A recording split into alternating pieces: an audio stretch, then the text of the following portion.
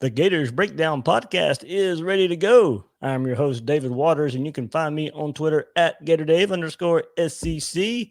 And for this episode, I am joined by co-host Will Miles. You can find him at readandreaction.com and on Twitter at WillMilesSCC. Will, we got some good news.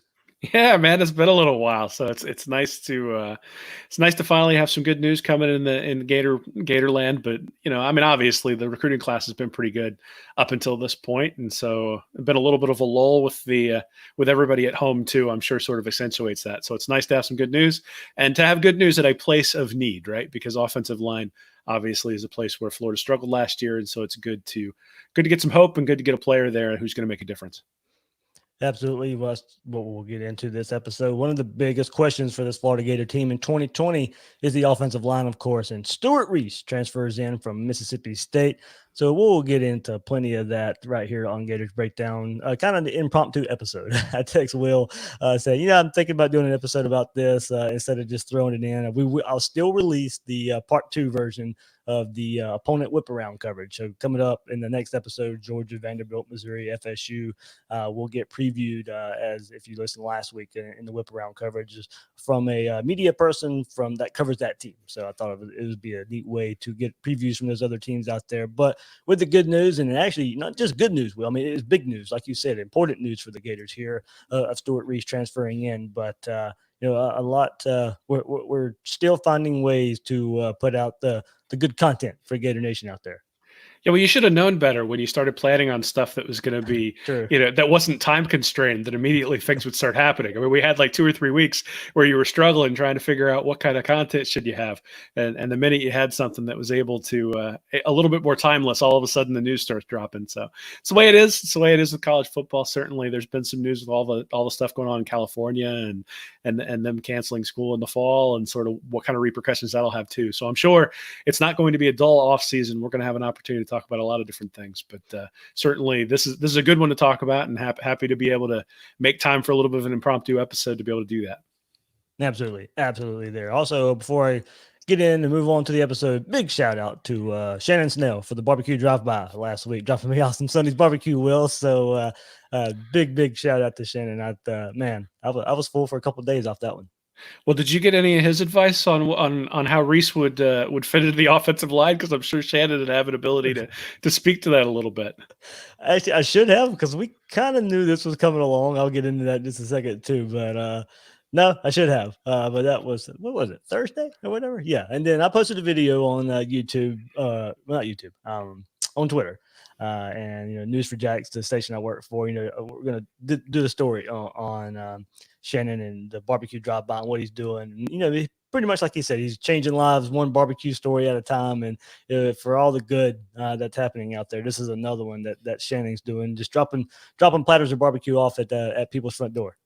Yeah, well, everyone who's on quarantine was jealous as they were sitting there trying to figure out where they could get some of that. So, plus it's real Southern barbecue. There was something going around on Twitter today, where a guy had like a pickle and a couple of slices of brisket and was and advertising it as real barbecue. And that ain't gonna work for people in the South, man. Absolutely not. That is. That's a kid's meal for a barbecue place.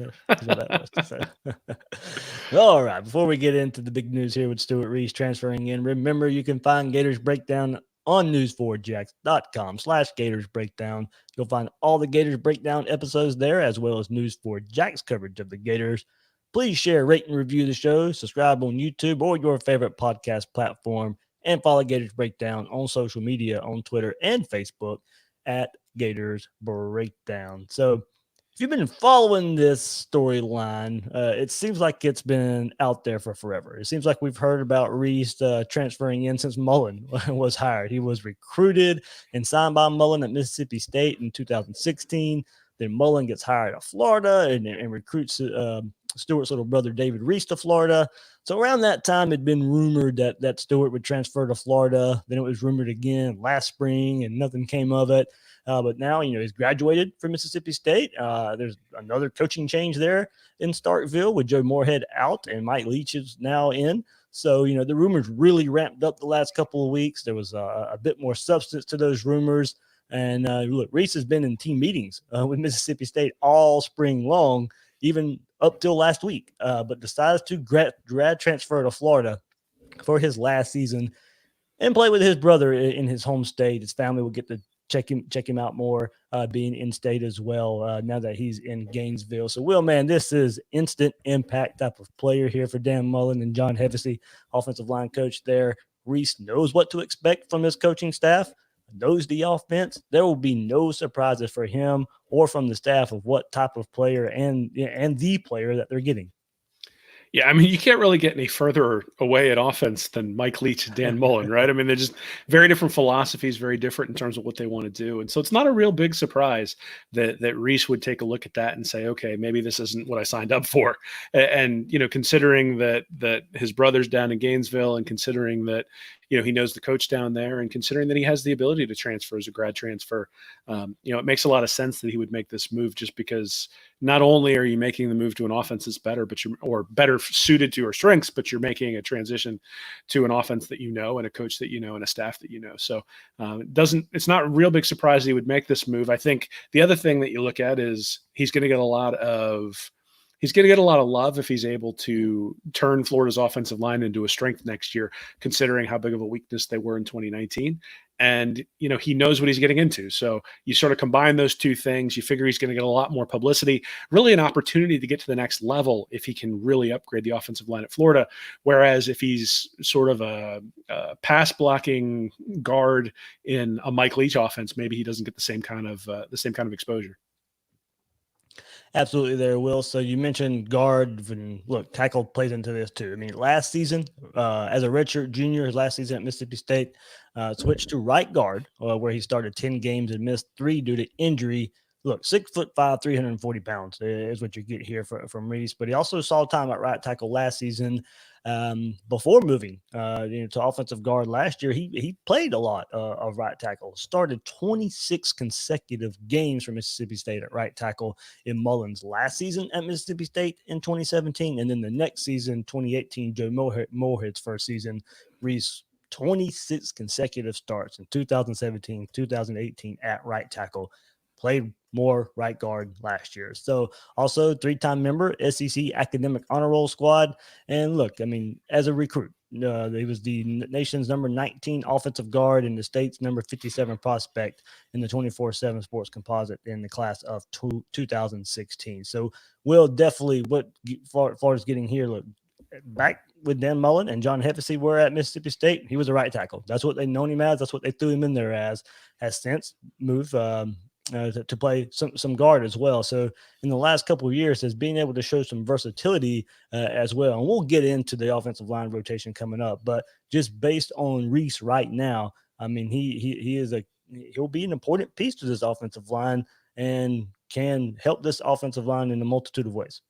Yeah, I mean, I think if you look at Florida's offensive line last year, there was a lot to be desired at all the different positions, right? There isn't something where you say, oh, yeah, we're set at left tackle and it's the other 4, or it's not something where you're like, oh, right guard, he's going to struggle because there's somebody in there that he's not going to be able to replace. The reality is there's 5 spots and they are probably all up for grabs when it comes to fall camp. And so where he fits is going to be based on his skills and abilities compared to the other guys who are in camp. And, we saw Richard Garage and we saw Ethan White really take some steps forward last year, but that was in relation to Chris Blythe. That was in relation to Gene DeLance. And so, those guys, the expectation is that those guys are all going to take a step forward here in year 2. But then, how does Reese fit into those parameters? I think the biggest thing is, if you look at Florida's rushing offense last year, they ran behind the left tackle and the left guard about the same percentage of the time as they ran behind the right guard, the right tackle. But they averaged 5.5 yards per rush behind the left tackle and left guard, and they averaged 4.0 yards per rush behind the right guard and the right tackle. So irrespective of whether Reese is a guard or a tackle, he's going to make a difference. And he's going to make a difference because specifically his size, skills, and abilities fit the profile of someone who's a road grader, someone who's going to improve the rushing offense considerably. And, we talked a lot about what Kyle Trask was able to do last year without much of a running game. And now if you bring in a guy who can all of a sudden allow them to run behind the right side with confidence, that could make a significant difference. Well, I mean, they are getting a guy here who's played a lot of football in the SEC. I mean, I don't think that part can be overstated. Not only is he experienced with the staff, he is experienced in this league and the teams and a lot of the same style of teams Florida's going to go against, like opponents there, especially LSU every year. He's faced LSU every year of his career as well, and would do so again. Gets nasty in the run game, has shown that at tackle and at guard. Thought to be a better run blocker and maybe a better interior offensive line, even though he has more experience there at right tackle. So, look, you mentioned it earlier. I'm sure he wants to take the next step and go play in the NFL, and he'll get a chance to show that here at Florida. And his NFL career may be more suited for an inside type, and that may be why we see him play in that interior offensive line, is to showcase his abilities, like you said, for the next level there. So. And look, I mean, he'll get a chance to show it and see how much he'll be able to help, as we all know, in the struggles in the last game last season, as you said. But no doubt in my mind, he's going to make this run game better. It's still just a part of. Look, he's only one piece of a five-man part here. How much does this make the offensive line better? It still remains to be seen. Yeah, I mean, he's not going to be intimidated by Kentucky, right? Or South Carolina. Right. This isn't somebody transferring. Last year there were some questions about Jonathan Grenard because he was transferring in from Louisville. And I think those are legitimate questions. It's somebody who was injured, somebody who's a little bit undersized for the position he was going to be asked to play. And, he's coming from from the ACC. And so you say, okay, is he really going to be that good? And it turns out Grenard was very, very good. I think when you look at Reese, there are less questions about that. I mean, I think obviously you mentioned that he was injured a little bit last year. There may be some durability questions, but beyond that, he's not going to be intimidated by guys in the SEC. He's played against them. He's played against Alabama every year. He's played against LSU every year. And so there isn't going to be any sort of intimidation. I think the biggest thing is you've now got someone who has a reputation for really hitting the hole hard. And I think if there was one criticism that I would have of the offensive line last year, and there are a lot of things you could probably criticize the offensive line for last year, but if there's one specifically I'm going to criticize them for, it's that they weren't physical enough at the point of attack. When the right guard pulled around the left-hand side, often he would get in the hole and he would just sort of tap the linebacker. He would kind of get in his way, but he wouldn't just bowl him over. I don't think Reese is going to do that. I think Reese, by virtue of the physicality that he's going to play with, I do think that probably starts to rub off on some of the other offensive linemen, that you're going to understand that Reese is going to make some mistakes, right? He's going to do some things that, either physically he's not able to do because he's got some limitations, or just, whatever. It's a new offensive line. And sometimes, building up the continuity takes some time. But one thing I don't think you're going to ever question is he going to be physical when he hits the point of attack? Because I think he's proven that already in his 3 years at Mississippi State. And so if that is the thing that he brings to the offensive line, well, now, Gene Delance can't get away with not being physical at the point of attack. Ethan White can't get away with that because in practice, Hevesy is going to say, that's how you do it. Like, that's how we want you to do it. And so I do think it's a question of, based on everything that I've seen thus far, just a little bit of looking at Reese on film, I do think it's sort of his understanding of what Hevesy and Mullen want has the ability to maybe raise the play of the other offensive linemen, not just because he's competing with them, but because he can show them really what Hevesy was trying to preach to them last year, but he couldn't necessarily point on film and say, this is how you want to do it. Unless he was looking back at film from 2018 with Jawan Taylor and Martez Ivey and those guys. This year they're going to have somebody in practice who they're going to say, that, I want you to do that. And if they don't, they'll get pulled off the field. And that's the other thing is as they add depth, they add guys like Braun, they add guys like some of the other offensive linemen that they brought in over the last couple of years, those guys coming into the fold as well.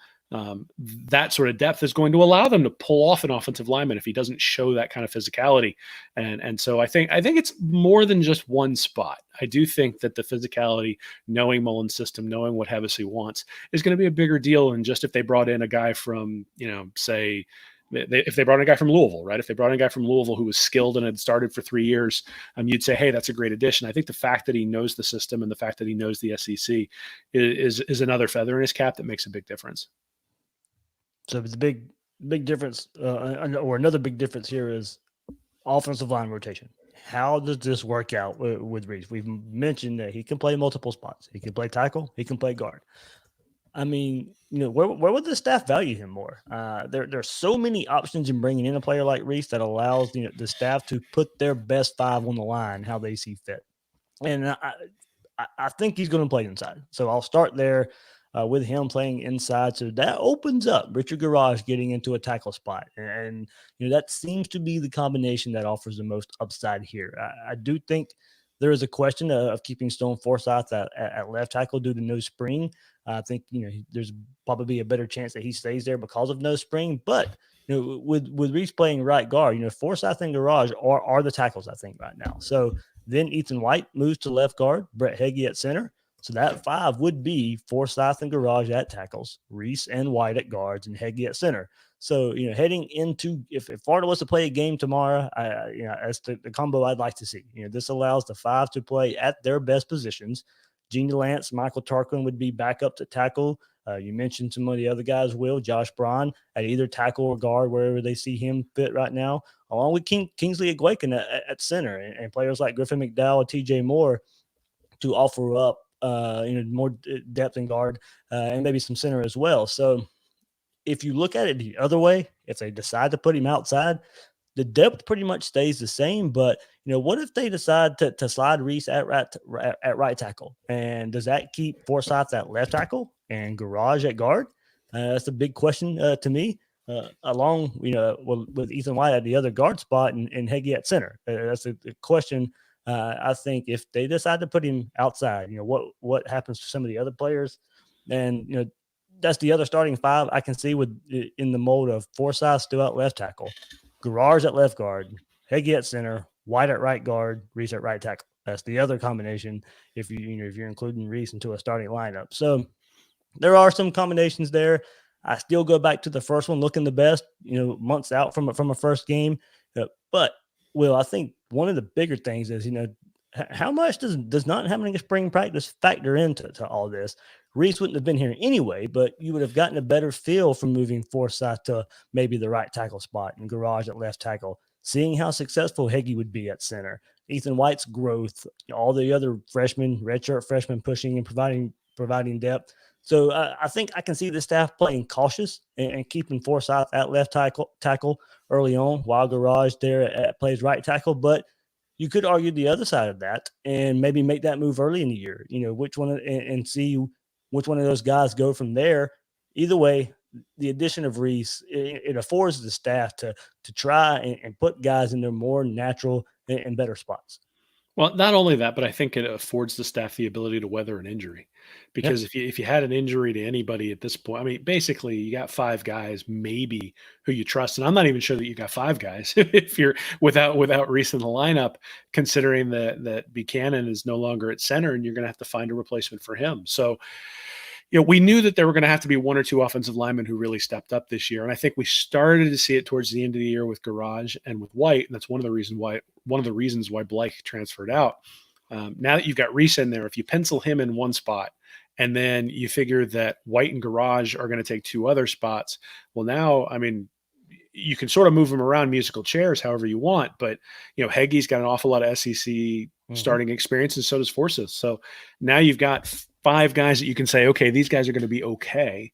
And then the question is, do the guys that they brought in, guys like Braun, guys like Herod, those sorts of guys, do they have more physical skill to the point where you can start to work them into the lineup?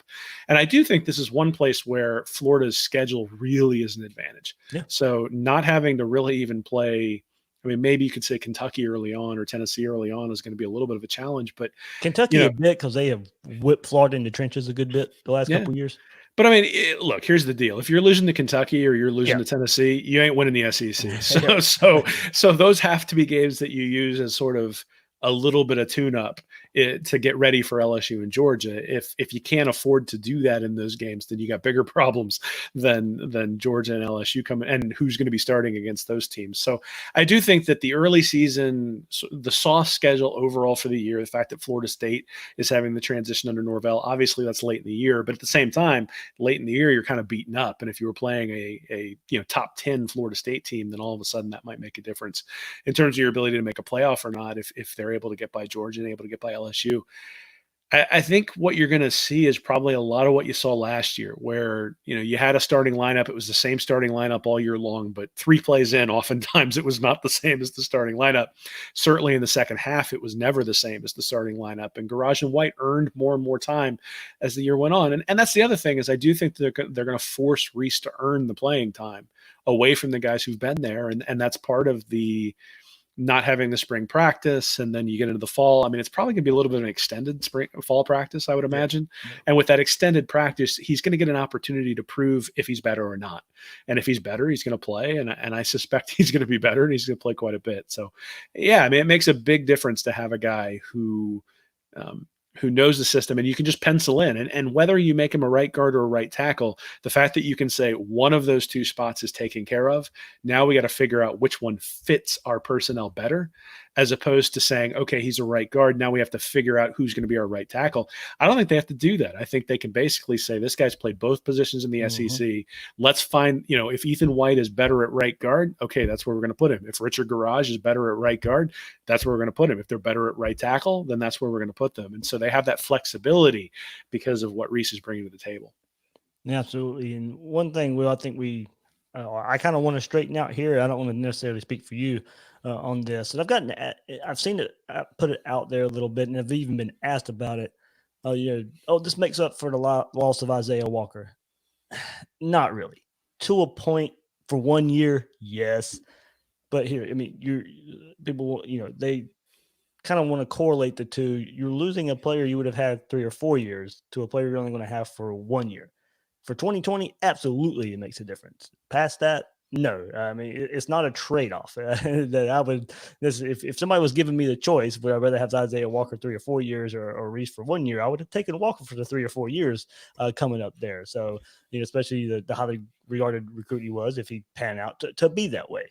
But no, it doesn't necessarily make up for that. Everybody knows Isaiah Walker transferred out. He's now at Miami.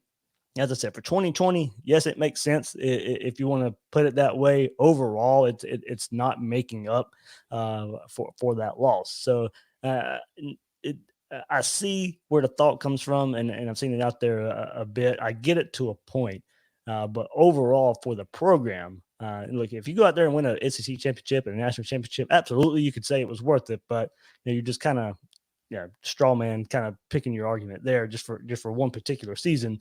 I'm not sure Reese is going to be that one player that made all the difference in the world of Florida going on to win the SEC and national championship. If that was to happen in 2020, if Florida was to do it, I'd say, well, you know what, they probably would have done it without him as well. So I don't know how it would have worked out, but I don't necessarily think this makes up for the complete loss of Isaiah Walker. I mean, so 2 things can be true at the same time. Yeah. Right. Like, it can be true that we're incredibly pleased that Stewart Reese is going to be in the offensive line. It can also be true that we would love to have Isaiah Walker in fall camp to learn from Stewart Reese. Right. Like, right. Those 2 things are not mutually exclusive. And so, the Walker departure isn't necessarily concerning because Walker left. The Walker departure is concerning because it's part of a larger trend where guys have left the program before they've even gotten to a fall camp. And some of that has been disciplinary. Some of that has been homesickness. Some of that has been whatever it was with Walker. But the reality is that your job as the head man at Florida is to evaluate the guys and find guys who not only are the most talented, but find guys who want to stay on campus and want to stay within your program and who are going to pan out, right? Like that is your job. Now, you're not going to bet 100%. And, so just Walker specifically, I look at and say, okay, it didn't work out. Sometimes that happens. Problem is when you're saying that for 4 or 5 guys every class, every year, then it starts to become a trend. And you and I are very, very big on process, right? That the process we want to see is a solid process to build. And when we talk about recruiting, we're not saying one recruit or another recruit. We're saying the overall process needs to be solid because that's typically the process people follow to become championship level teams. And, one of the things with the transfer portal is that it has opened up a additional way of making your team better. Mullen has certainly used that to his advantage over his first 2.5 years there in Gainesville. And it's still yet to be seen whether that's a wise way to do things. I tend to think, and I've written this, I tend to think that using the transfer portal is kind of putting a Band-Aid on a bullet hole that, at some point that dam is going to break. And when it does, you're going to have a year that's not up to the standards that you want to have. But if that's what you need to do in order to get the team out there, like you said, if they win a championship, I mean, flags fly forever. So, no one's going to be complaining if Mullen pulls out an SEC with guys who transferred to Florida. The question is that a good way to build the program long-term from a sustainability standpoint?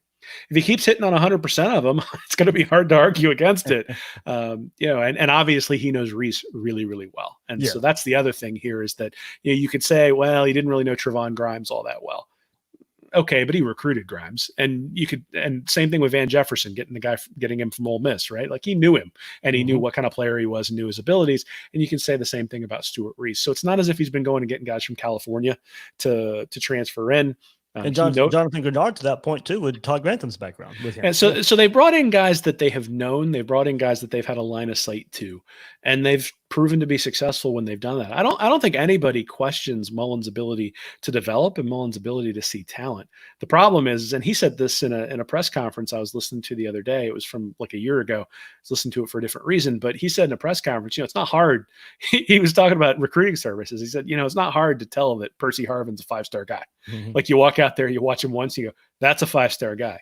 So, the recruiting services rating those guys 5 stars isn't anything that's a surprise. The issue is that you get those guys on campus and they make a difference in terms of whether you win or not. But again, at the end of the day, you support the guys who are on campus. I think this is a very good addition. I don't think those two things are mutually exclusive, but I think you can be happy that you're bringing in a guy like Reese because he's going to make a difference. And I don't think that the sky is falling because Isaiah Walker left. I think it's something you look at and go, that's a little bit, that's not exactly the process I'd like to see. I wonder what's causing that process to happen. I wonder if they're going to fix it. And I'm sure that they take a look at their program at the end of each recruiting cycle and take a look at their program sort of on a day-to-day basis and say, what can we do better? And that's all you can really ask, right? Is if they're going to be stubborn on the things that they think are their core principles and then flexible on the things where they think they can be better and do a better job of competing. Well, you mentioned the transfer portal. We have to mention that before we get off the episode here. And Mullins' work there continues to hit there. We discussed it plenty here. Just discuss it a bit more. But, look, we just saw it in the draft, this past NFL draft. Van Jefferson, Jonathan Grenard, both guys Dan Mullen got in the transfer portal, both go in the top 3 rounds of the NFL draft. Mullen has had, success, found impact guys there in the transfer portal. Now you bring in another who is expected to be an impact player for this 2020 season, but he's not the only one. Travon Grimes, Brenton Cox. Most expect Lorenzo Lingard to be eligible this season. All guys you expect impact from this season if they're on the field. Add Justin Shorter to that list, but doubtful he gets eligible for 2020 as well. All those guys would be expected to be leaders in the locker room and or statistically. Guys that will make a difference here, mainly because they've produced elsewhere or were big-time recruits. It's just, a lot of the transfer portal guys that we're counting on are for those reasons. But, also there's an expectation and track record for what Mullen has done so far in the portal. So those two things work together. Already mentioned Jefferson and Grenard, but also Adam Schuler was a key cog on that defensive front as well. So now Mullen gets a guy and gets, maybe the best fit of them all because he was a player they recruited, they developed to a point at Mississippi State, a player that has played for them, knows the offense, knows the expectations, knows the standard Mullen holds accountable for his players, and a player that can, you mentioned this earlier, Will, it's a guy that can share his knowledge with young players for this offensive line. So, speaking of just the transfer portal, to me already, he's going to bring so much just in the film room, on the practice field, that this is a home run hit in the transfer portal again for Dan Mullen. Yeah, I'm not going to call it a home run until the offensive line's playing better, I suppose. But yeah, it's a significant upgrade, and it's something that's obviously going to help the team in 2020. It's an interesting point you bring up about the transfer portal. If you've been watching the Jordan documentary at all over the last month, with pretty much anybody who likes sports has been watching over the last month, one of the things I thought was really interesting was sort of the way that team had to build to be able to take on the Pistons and sort of overcome the Pistons. And it feels like Florida kind of had that the last couple of years, where guys like LaMichael Pirine and all of the wide receivers were willing to sacrifice because of what they went through in 2017 under Jim McElwain with the suspensions and the season and sort of to quote Pirine, bipolar Gator Nation and those sorts of things like that sort of gave them the ability to not care what the fans are saying, go out there, do what they're supposed to do their jobs, execute as a team, and have shared sacrifice as a team. And you bring in guys through the transfer portal, and yes, absolutely, you've upgraded your talent. The thing I think you worry about is the chemistry component of it, right? That if you bring in guys as a class and those guys are recruited together, they get to know each other before they've ever even decided to commit. They commit in large part because they like each other and they like the other people in that class. And then they sort of, if they redshirt, and those guys sort of build through 4 years, and all of a sudden you've got these friendships that are never going to, they're going to be a big part of their lives for the rest of their lives because they've built that closeness. And you don't necessarily get that with the transfer portal, I don't think. But again, we sort of saw that Grenard really seemed to embrace that last year. And you wonder whether Reese will do that as well. And if those are the types of guys that Mullen is targeting. Obviously, I think Grimes feels that way, right? He stayed an extra year when he probably didn't have to. Van Jefferson probably could have left before last season, but decided to come back and play his senior season. So there does seem on that thing, Reese, his brother's already on the team. So there's already maybe a familiarity just because of his brother, and maybe they're alike in some ways there, but I'm sure there's a bit more connection there because his brother's already on the team as well. Sure, but that's what you worry about. There are two things I worry about with the transfer portal. The first is that the first is that you're using up counters you can't use on recruits, right? So the fact that they brought in Reese this year means that's one less guy they can sign when it comes to their 4-year recruiting cycles. And then the other thing that you worry about is continuity and sort of the culture of the team and those sorts of things. And that's not to say that any of the guys they're bringing in as transfers are bad eggs or anything like that. It's just, you bring in somebody new to take your job. It impacts the way people look at things, right? And the culture of a team is very unique dynamic. So I do think that the fact that Reese knows Mullen, knows Hevesy, knows the expectations, and that he's going to be able to come in and know what he needs to put into the program in order to win one of those positions is going to get him to a place where his teammates don't take it personally. If he wins the job, he wins the job, and he'll win it because he's a better player. Absolutely. So, Will, on this topic, in summary, the Gators' offensive line got better with the addition of Reese. Plain and simple there. How much better? Still the real question out there. There's only one player along the offensive line that still has questions after last year's performance. Mullen still found a way to average 32 points per game on offense last season versus Power 5 opponents for that offensive line.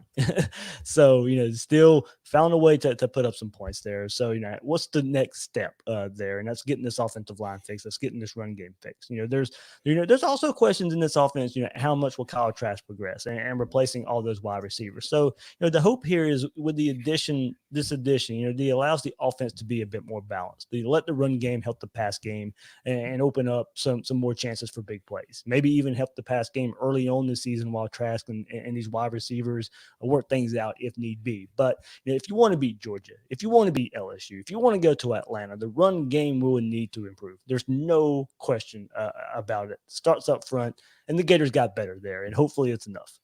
Yeah, well, I mean, I've written about looking at Trask and looking at what he does well and doesn't do well. And what you saw is that he started getting squeezed against better teams. They just really, especially in the Georgia game, they were forcing him to throw outside because they weren't respecting Florida's run game. And if you start opening up those lanes a little bit more, then Trask is just going to get better because he does tend to throw the ball in the right spot. The other thing is it's going to give Trask the ability to stay healthy. I mean, obviously, I think you and I've talked sort of ad nauseum about the fact that knee injury he suffered against Auburn probably lingered throughout the season and limited what the offense was able to do. But the big thing that I'll point to, and I kind of cited this stat earlier, but they averaged 7.1 yards per rush when they went left outside the tackles, 5.5 behind the left tackle and left guard, 4.0 behind the right guard and right tackle, and 4.1 when they went outside the tackle on the right. 34 explosive plays to the left-hand side, 17 explosive plays to the right-hand side. So here's the deal. If you're running RPOs, it's the quarterback makes a decision based on what the defense does. And so the defense last year didn't necessarily have to respect the right side of the Gators line. They could play those things one-on-one and win those battles. And even if the read told Trask to go in that direction, Does he really want to go in that direction because he doesn't think the play is going to be blocked properly? And you saw that towards the really maybe coming out of the Kentucky game. You saw that Mullen just said to hell with it and stop running the ball. I mean, it was like a 60-40 mix from then on out, passing versus running. And in most cases, that wasn't necessarily because of what the defense was giving them. It was because of what they thought they could actually get on the offensive side of the ball. So I think anybody that they bring in on the right-hand side of that offensive line is going to have the potential to be an upgrade. Obviously, has to stay healthy, has to win the job, but just an increased level of competition there is going to allow Florida to have more options in their offense, and any more options that they have. Like you said, they were a top 25 offense with Trask chucking the ball all over the place and really no running game to speak of for the most part. And this year, if they can get a running game, watch out. They're going to be really, really good.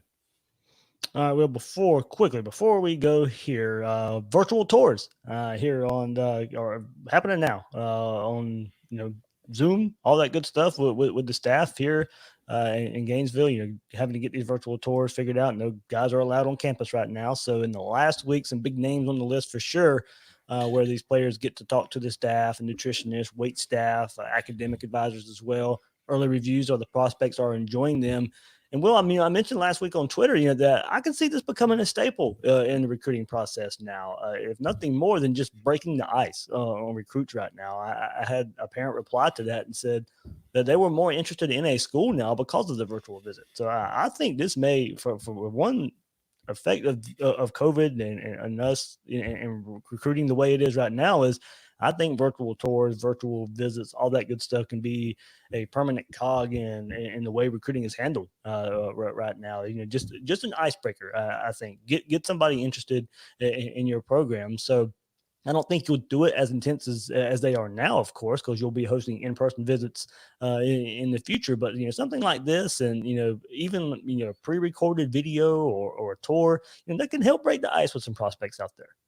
Yeah, I mean, I think we're seeing that in all walks of life, right? That everybody's sort of making decisions about what can be virtual and what can't be virtual. And let's be honest, if you can figure out how to get me on a podcast on a streaming thing, then you can figure out. And if I can figure out how to get my parents onto a Zoom meeting, then the Florida staff should be able to figure out how to do that. And yeah, absolutely, it is imperative that they be reaching out and communicating to all these prospects when they don't have the ability to actually see them face to face.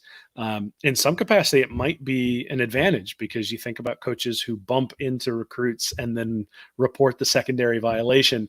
Well, that's done on purpose, right? Mm-hmm. And so that's been taken away in some respects. Obviously, phone records can be traced. So if anybody really goes too far outside the bounds, then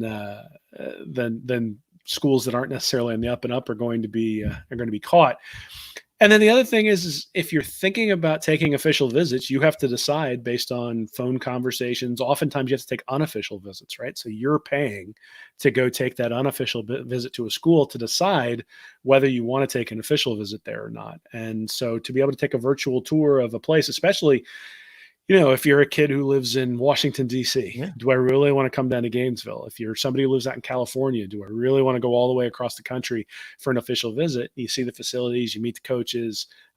Just seeing somebody's face makes a big difference. I mean, I've seen that at work recently where, it makes a huge difference to not just hear someone's voice on a teleconference. When you can actually see them, see their reaction, those sorts of things, it makes a difference. So yeah, I think it's here to stay. And the other thing is that it's not as though COVID's going away anytime soon. Yeah. So, the hope is that we're going to have a football season. The hope is that, everything's going to return to some form of normal. But at the same time, there are going to be things that change in our society. Just like anytime you have some sort of major disruption, that people make behavior changes. One of those changes is going to be likely that people are going to travel a little bit less. And so having the virtual ability to expose people to your school, to your brand, all those sorts of things, I think will be a big feather in people's cap. And then I think that you'll be able to get creative with it, right? We've seen that with all the edits that Florida staff does, on Twitter and those sorts of things where, you make something that looks really cool and your recruit reposts it and all those sorts of things. And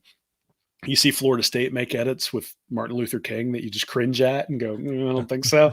So, different staffs are going to have different strengths. And one of the things that they're going to be able to do probably is use virtual tours, virtual connection, and just computers in general to emphasize their program in a way they haven't before. And hopefully this gives Florida specifically a shot in the arm and an ability to exploit some of the things that they've already proven they do pretty well when it comes to online relations. All right, quick list of names before we go within the last week of who's been taking these virtual visits. 4-star offensive tackle Caleb Johnson. He ended up visited virtual visit Florida, but ended up committing to Auburn last week.